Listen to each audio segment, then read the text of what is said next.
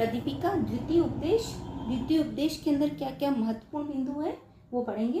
प्रथम, आसन और आहार की उपयोगिता का वर्णन।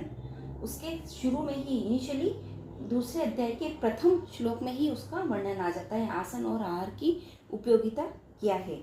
फिर उसके पश्चात आ जाता है सेकंड मुख्य बिंदु है नाड़ी शुद्धि की आवश्यकता और उसका वर्णन, कि नाड़ी शुद्धि की आवश्यकता क्यों है उसका, फिर बाद में उसका वर्णन दे रखा है।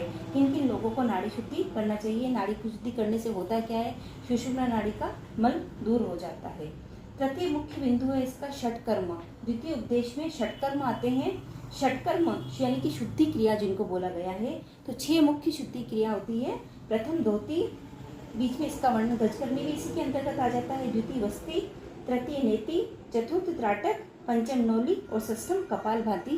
ये 6 शुद्धि क्रिया यानी कि षटकर्म का वर्णन इसके अंतर्गत द्वितीय उपदेश या द्वितीय अध्याय के अंतर्गत आ जाता है।